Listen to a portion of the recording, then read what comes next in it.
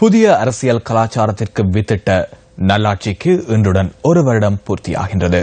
அதனை முன்னிட்டு news first வழங்கும் விசேட குறிப்பு அடுத்து.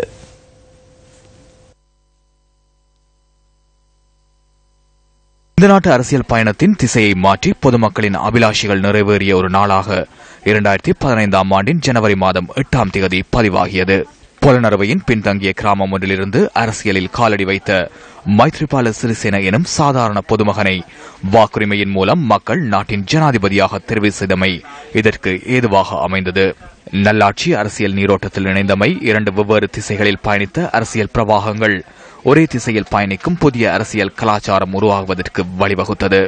இன்றுடன் ஒரு வருடம் பூர்த்தியாகின்ற நல்லாட்சி கலாச்சாரம் இலங்கையின் முன்னேற்றத்திற்காக போடப்பட்ட வலுவான அடித்தளமாகும். 1951 ஆண்டின் செப்டம்பர் மாதம் 3ஆம் தேதி பிறந்த நல்லாட்சியின் முன்னோடியான மைத்ரிபால சிறிசேன பொலனறுவை ரோயல் கல்லூரியின் பழைய மாணவர் ஆவார். தமது இளமை காலம் முதல் இலங்கையின் அரசியலில் புரட்சிகரமான பாத்திரத்தை அவர் வகித்துள்ளார். 40 வருட கால அரசியல் அனுபவத்துடன் அரசியல் களத்தின் பாரிய சவாலான 2015 ஜனாதிபதி தேர்தலை எதிர்க்கட்சியின் பொது வேட்பாளராக மைத்ரிபால சிறிசேன எதிர்கொண்டார்.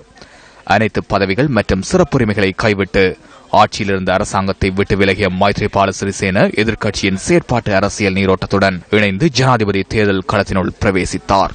அனைத்து சவால்களையும் முறியடித்து கடந்த வருடம் ஜனவரி மாதம் 8ஆம் தேதி நடைபெற்ற ஜனாதிபதி தேர்தலில் அமோக வெற்றி பெற்ற மைத்ரிபால சிறிசேன இலங்கையின் 6வது நிறைவேற்று அதிகாரம் கொண்ட ஜனாதிபதியாக தெரிவானார்.